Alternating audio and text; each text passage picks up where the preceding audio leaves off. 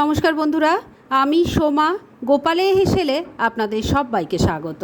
সামনেই 25শে বৈশাখ, তাই আজকে কবিগুরুর অতি পছন্দের একটি রেসিপি আপনাদের সাথে শেয়ার করছি, যেটা খুব কম সময় কম উপকরণে তৈরি হয়ে যায়। আর এই রান্নাটা কিন্তু সম্পূর্ণ বাটা মশলায় তৈরি হবে।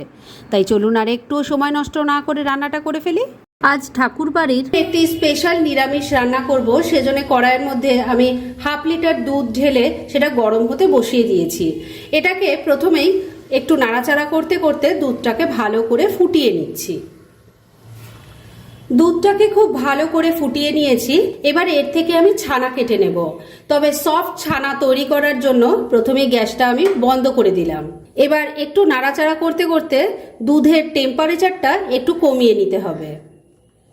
নাড়াচাড়া করতে করতে দুধের টেম্পারেচারটা এখন অনেকটাই নেমে গেছে। এবার আমি ছানাটা কাটবো। ছানা কাটার জন্য আমি এখানে ভিনিগার নিয়েছি, 2 চামচ ভিনিগার আছে, 2 চামচ জল মিশিয়ে রেখেছি। এবার অল্প অল্প এই ভিনিগারের জলটা দিয়ে দিচ্ছি, ভালো করে মিশিয়ে নিচ্ছি। বাদ বাকিটাও দিয়ে দিলাম, ভালো করে মিশিয়ে নিচ্ছি। 2 চামচ ভিনিগার আর 2 চামচ জল দিয়ে যে আমি মিক্সারটা তৈরি করেছিলাম সেটা পুরোটাই লেগে গেছে। ছানাটা দেখুন এখন খুব সুন্দর কাটা হয়ে গেছে। এবার এটাকে আমি ছেঁকে নেব। এবার ছানাটা ছেঁকে নেব, সেজন্য আমি একটা বাটির ওপর ছাঁকনি দিয়ে দিয়েছি আর তার উপর একটা সুতির কাপড় রেখে দিয়েছি। এবার এর মধ্যে ছানাটা ঢেলে দিচ্ছি। এবার ছানাটাকে এই সুতির কাপড়ের মধ্যে রেখে খুব ভালো করে চেপে চেপে জলটা বার করে দিচ্ছি। ছানাটা থেকে খুব ভালো করে চেপে চেপে জল বার করে দিয়েছি। এবার এটাকে 8-10 মিনিটের জন্য আমি এই কাপড়ের মধ্যে মুড়িয়েই আর ছাঁকনির ওপর রেখে দিয়ে রেস্টে রাখবো। কেননা এর মধ্যে যদি কিছু জল থেকে থাকে তাহলে সেটাও বেরিয়ে যাবে। আর এই সময়ের মধ্যে চলুন এই রান্নার অন্যান্য আনুষঙ্গিক কাজগুলো সেরে ফেলি। এবারে এই রান্নাটার জন্য একটা মশলা তৈরি করব, সেজন্য একটা বাটির মধ্যে অল্প একটু জল নিয়ে নিয়েছি।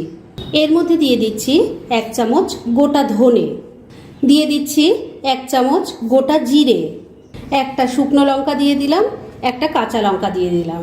এর সাথে দিয়ে দিচ্ছি ছোট ছোট 4 টুকরো আদা।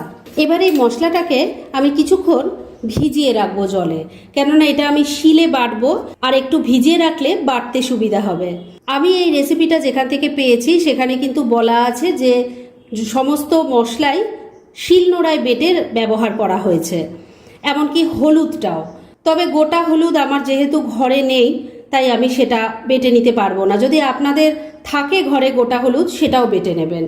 এর সাথে আরেকটা মশলাও তৈরি করব। এবারে আরেকটা বাটিতেও অল্প একটু জল নিয়ে নিয়েছি। এর মধ্যে প্রথমেই দিয়ে দিচ্ছি 3টে এলাচ, দিয়ে দিচ্ছি একটা দারচিনি, 3-4টে লবঙ্গ দিয়ে দিলাম।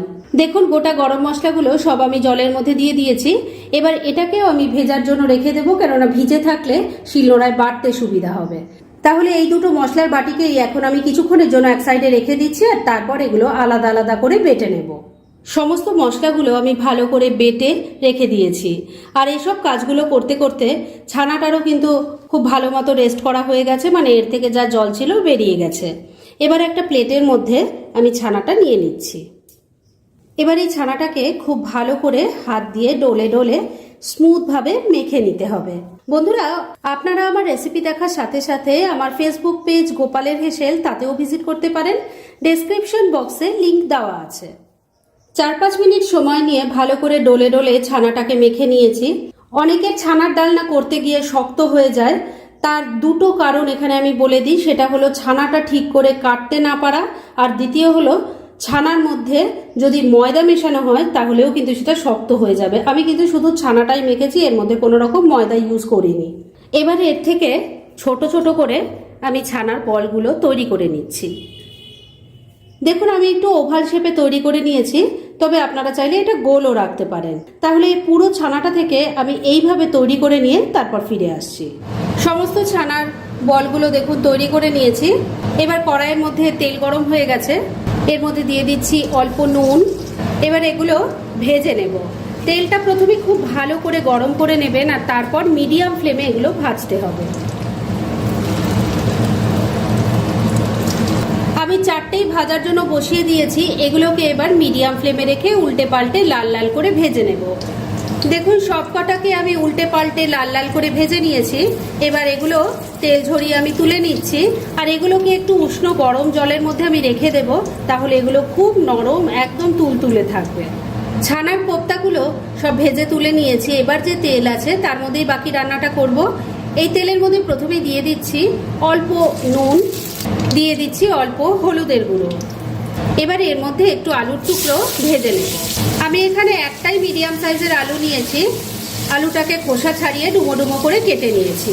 এবার এই আলুর টুকরোগুলোকে লাল লাল করে ভেজে তুলে নেব। আলুর টুকরোগুলো ভেজে তুলে নিয়েছি।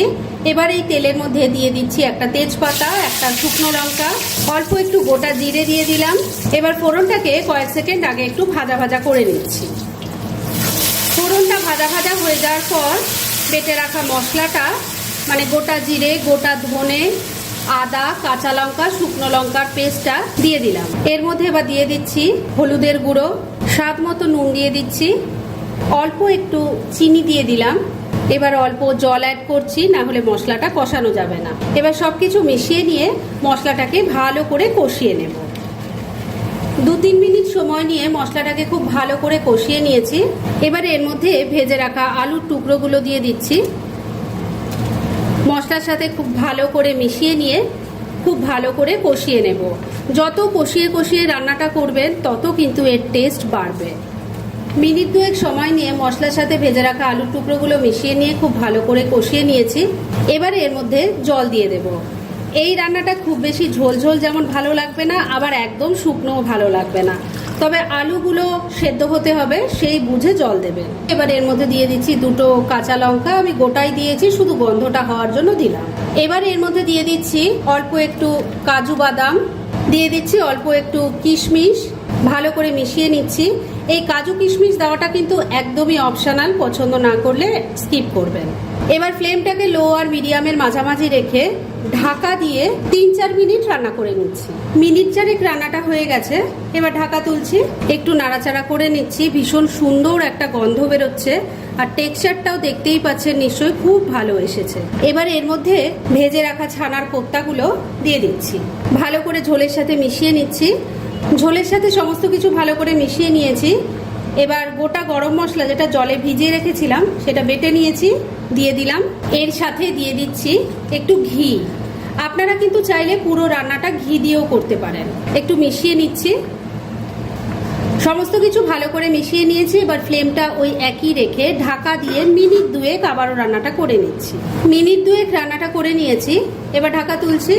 রান্না কিন্তু আমার এখন একদম রেডি হয়ে গেছে। এইটুকু গ্রেভি থাকতে থাকতে আমি নামাবো, কেননা এটা ঠান্ডা হলে আরো ঘন হয়ে যাবে। এবার কিন্তু এটাকে আর ঢেকে রাখা যাবে না, কেননা তাহলে স্টিমে কোপ্তাগুলো একদম নরম হয়ে যাবে, যেটা দেখতে বা খেতে কোনোটাই ভালো লাগবে না।